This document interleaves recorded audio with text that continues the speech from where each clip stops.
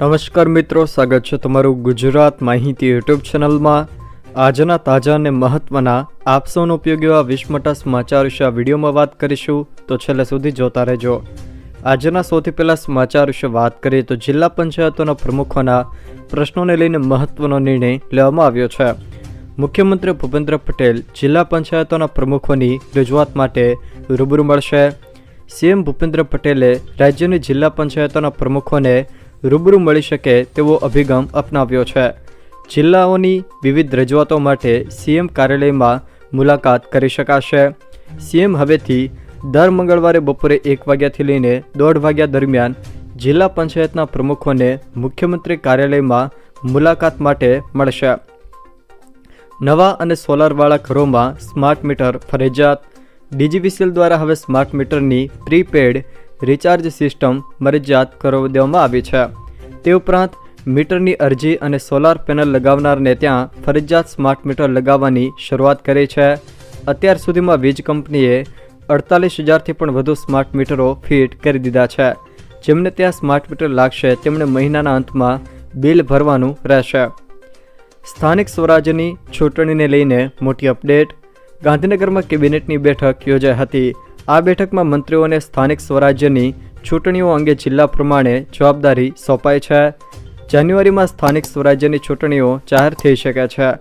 94 ચૂંટણી અધિકારી અને મદદનીશ ચૂંટણી અધિકારીઓ નિયુક્ત કરવાના આદેશ છે। રાજ્યમાં આ પહેલાં 2021માં 21 અને 28 ફેબ્રુઆરીએ સ્થાનિક સ્વરાજ્યની ચૂંટણીઓ યોજાઈ હતી। શ્રમિક અન્નપૂર્ણા યોજના હેઠળ 100 ભોજન વિતરણ કેન્દ્રો શરૂ કરાશે।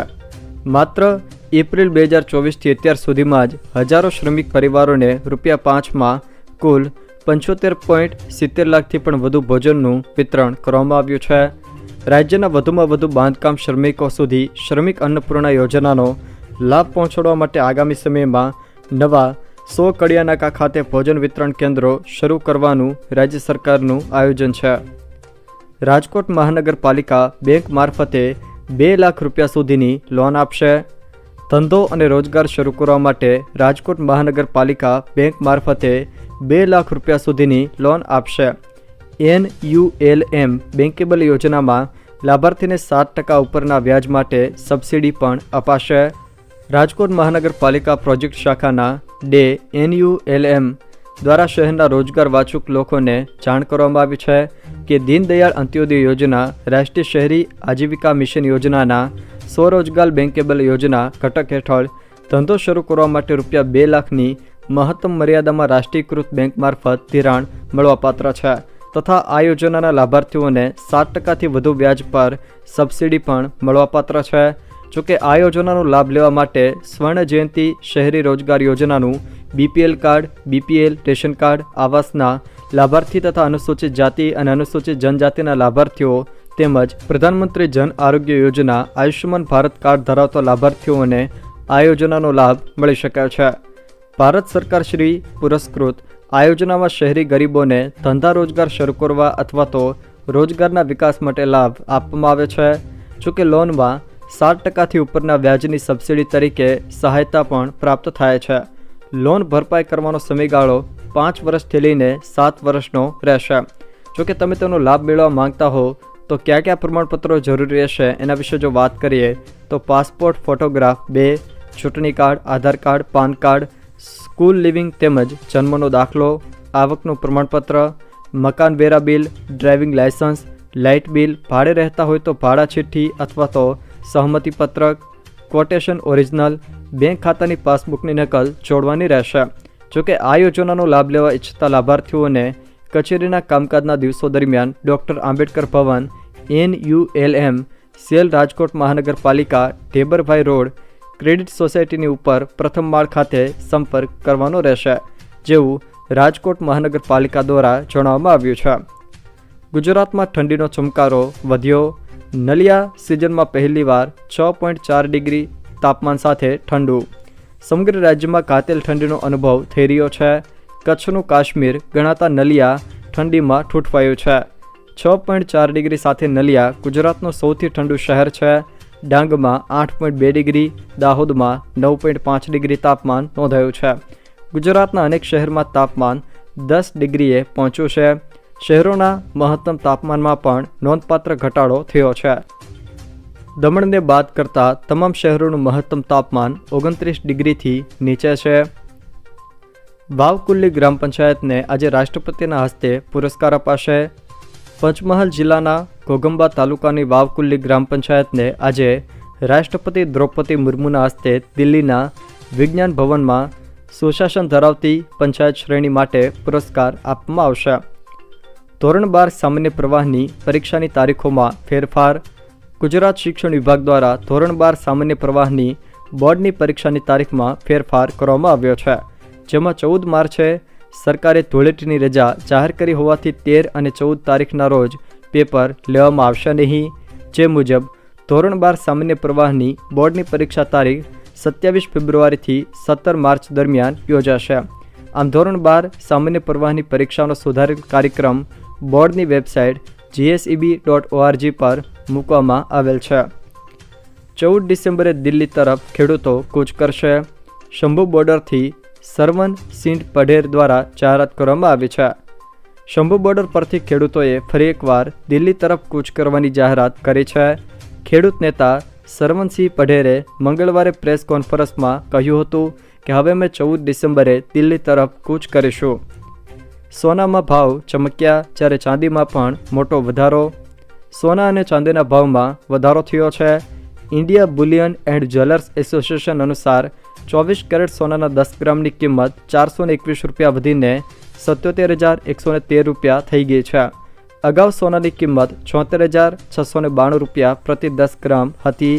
ચાંદીના ભાવમાં પણ વધારો થયો છે, જે 1,175 રૂપિયા વધીને નવો ભાવ 92,975 રૂપિયા પ્રતિ કિલો થઈ ગયો છે. જોકે અગાઉ ચાંદીનો ભાવ 91,800 રૂપિયા હતો. અંબાલાલ પટેલ દ્વારા ઠંડીને લઈને મહત્વની આગાહી.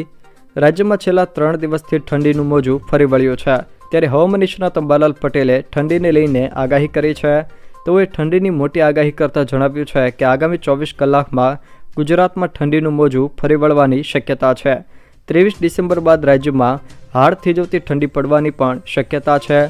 આગાહીકાર અંબાલાલ પટેલે 11 ડિસેમ્બરમાં વેસ્ટર્ન ડિસ્ટર્બન્સની અસરના કારણે ઉત્તર ગુજરાત, મધ્ય ગુજરાત, કચ્છ અને સૌરાષ્ટ્રમાં ઠંડીનું જોર વધશે તેવી આગાહી કરી છે. તેમજ અંબાલાલ પટેલે તારીખ 15થી લઈને 17 ડિસેમ્બરમાં વાદળો આવી શકે અને ડિસેમ્બરના અંતમાં ગુજરાતના વિસ્તારોમાં હળવું માવઠું થવાની શક્યતા પણ વ્યક્ત કરી છે. રાજ્યસભાના અધ્યક્ષ જગદીપ ધનખડ વિરુદ્ધ વિપક્ષની અવિશ્વાસ દરખાસ્ત. રાજ્યસભાના સભાપતિ જગદીપ ધનખડ સામે વિપક્ષોનો મહાભિયોગ પ્રસ્તાવ. બહુમતી વગર વિપક્ષો ફક્ત સંદેશો આપવા માંગે છે. લાંબા સમયથી ચાલતી ટક્કરમાં વિપક્ષોએ અંતિમ શસ્ત્ર ઉગામ્યું. જોકે પ્રસ્તાવ શરૂ સત્રમાં નહીં આવે. દેશની સંસદમાં લાંબા સમયથી સરકાર અને વિપક્ષ વચ્ચે સતત સર્જાઈ રહેલા ઘર્ષણ તથા આક્ષેપબાજી વચ્ચે હવે વિપક્ષોએ સંયુક્ત રીતે ઉપરાષ્ટ્રપતિ અને રાજ્યસભાના સભાપતિ જગદીપ ધનખડ સામે ઇમ્પીચમેન્ટ મહાભિયોગની દરખાસ્ત હવે તણાવ ચરમસીમાએ પહોંચ્યો છે.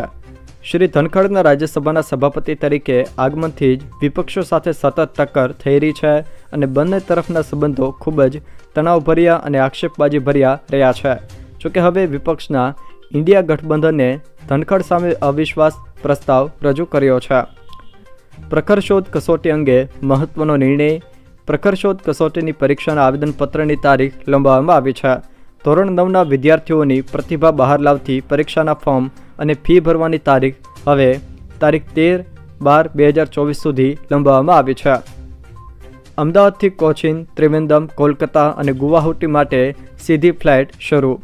અમદાવાદ એરપોર્ટ પરથી ઇન્ડિગો એરલાઇન્સ દ્વારા વધુ 4 નવી ફ્લાઇટ શરૂ કરવામાં આવી છે. અમદાવાદ ત્રિવેન્દ્રમ અને કોચીન, અમદાવાદ ગુવાહાટી અને અમદાવાદ કોલકાતાની સીધી ફ્લાઇટનો પ્રારંભ કરવામાં આવ્યો છે. ભાજપ સંગઠનને લઈને મોટા સમાચાર. ગુજરાત ભાજપના નવા સંગઠનને લઈને વોર્ડ અને મંડળના પ્રમુખોની ચૂંટણી પ્રક્રિયા અટકાવી દેવાય છે. પસંદગી પ્રક્રિયા પર કેન્દ્રીય હાઈકમાન્ડે રોક લગાવી દીધી છે. મળતી માહિતી મુજબ ભાજપ પોતાના સંગઠન માટેના નવા સીમાંકનનું આયોજન કરી રહ્યું છે. તેની મંડળ કક્ષાના સંગઠનનું વિસ્તરણ કરવાની યોજના છે. જોકે હાલ ભાજપમાં આંતરિક રીતે 580 મંડળ અસ્તિત્વમાં છે. જેને વધારીને 800 કરવાનું આયોજન ભાજપનું છે. સુપ્રીમ કોર્ટ દ્વારા રોજગારને લઈને મહત્વનું નિવેદન આપવામાં આવ્યું છે. મફત રાશન ક્યાં સુધી આપશો? રોજગાર આપો. 9 ડિસેમ્બરે સુપ્રીમ કોર્ટે કેન્દ્ર સરકાર દ્વારા મફત રાશનના વિતરણ પર કડક ટિપ્પણી કરી હતી. કોર્ટે કહ્યું કે આટલું ફ્રી રાશન ક્યાં સુધી વહેંચવામાં આવશે? સરકાર રોજગારીની તકો કેમ ઊભી કરતી નથી? સરકારે જ્યારે કહ્યું કે 81 કરોડ લોકોને મફત અથવા તો સબસિડીવાળું રાશન આપવામાં આવી રહ્યું છે, તો કોર્ટે કહ્યું કે આનો અર્થ એ છે કે માત્ર કરદાતાઓ જ બાકી છે, બાકી બધાને રાશન આપવામાં આવે છે. હવે રિક્ષા ચાલકોને કેજરીવાલે 5 ગેરંટી આપી. ચૂંટણી પહેલાં કેજરીવાલ દ્વારા મોટી જાહેરાત કરવામાં આવી છે. અરવિંદ કેજરીવાલે એક મોટી જાહેરાત કરતાં દિલ્હીના ઓટો ડ્રાઈવરો માટે જાહેરાત કરી છે. તેમણે ઓટો ચાલકોને 5 ગેરંટી આપી છે, જેમાં 10 લાખ રૂપિયાનો જીવન વીમો રિક્ષા ચાલકોને આપવામાં આવશે, તો ₹5 લાખનો અકસ્માત વીમો પણ આપવામાં આવશે. રિક્ષા ચાલકોને દીકરીના લગ્ન માટે 1 લાખ રૂપિયાની સહાય આપવામાં આવશે. વર્ષમાં 2 વાર યુનિફોર્મ માટે ₹2500 આપવામાં આવશે. બાળકોની સ્પર્ધાત્મક પરીક્ષાઓ માટે કોચિંગનો ખર્ચ સરકાર ઉઠાવશે. જોકે આસ્ક એપ ફરીથી શરૂ કરવામાં આવશે.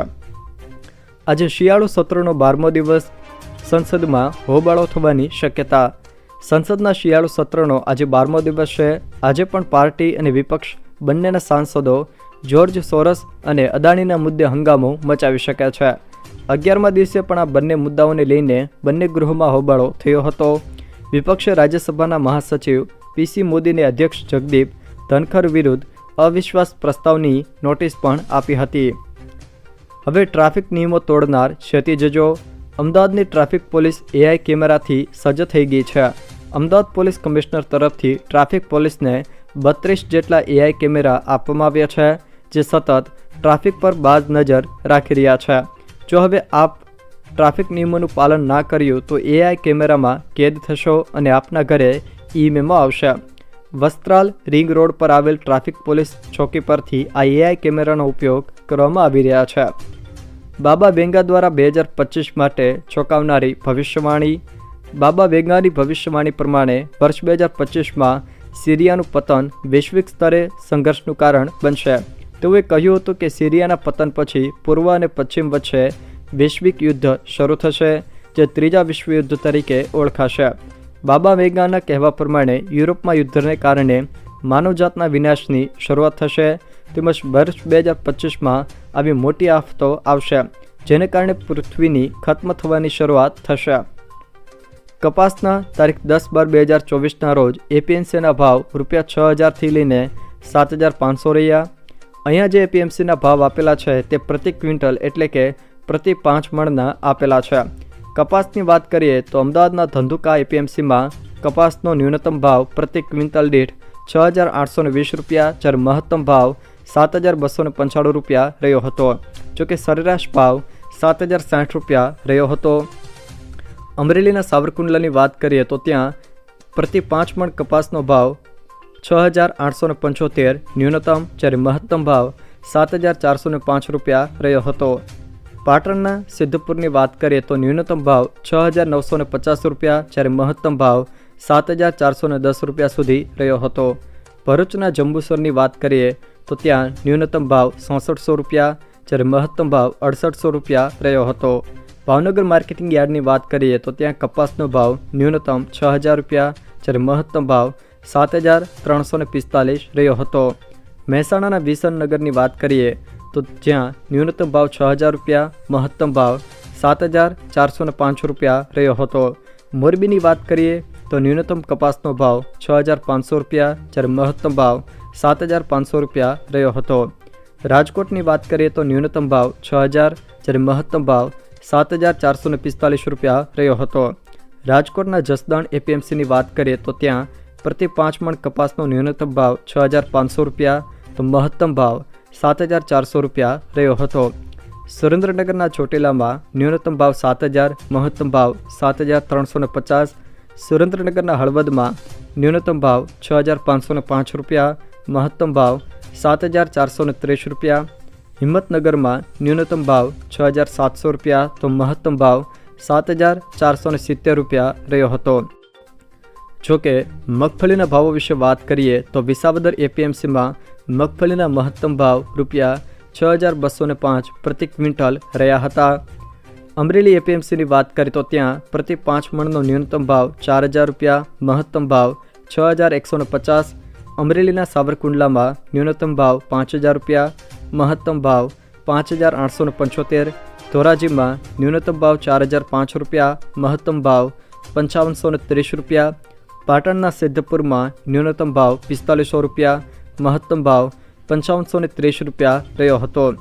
પોરબંદર એપીએમસીમાં 5 મણ મગફળીનો ન્યૂનતમ ભાવ ₹4,625 તો મહત્તમ ભાવ ₹5,500 રહ્યો હતો। ભાવનગરની વાત કરીએ તો ત્યાં ન્યૂનતમ ભાવ ₹4,975, મહત્તમ ભાવ ₹5,600। રાજકોટ એપીએમસીમાં પ્રતિ 5 મણ મગફળીનો ન્યૂનતમ ભાવ ₹4,250 જ્યારે મહત્તમ ભાવ ₹5,920 રહ્યો હતો। રાજકોટના જસદણમાં ન્યૂનતમ ભાવ ₹3,250, મહત્તમ ભાવ ₹5,775 રહ્યો હતો। વિસાવદરમાં ન્યૂનતમ ભાવ ₹4,475 જ્યારે મહત્તમ ભાવ ₹6,205। સુરેન્દ્રનગરના હળવદમાં પ્રતિ 5 મણ મગફળીના ન્યૂનતમ ભાવ ₹4,000 તો મહત્તમ ભાવ ₹6,000 સુધી બોલાયો હતો। જો મિત્રો આ વિડીયો તમને પસંદ આવ્યો હોય તો વિડીયોને લાઇક કરો, તમારા મિત્રો સાથે શેર કરો અને જો તમે અમારી ચેનલમાં નવા હોવ તો ચેનલને સબસ્ક્રાઈબ જરૂર કરજો જેથી મારા આવનાર તમામ વિડીયોની માહિતી તમારા સુધી પહોંચી શકે।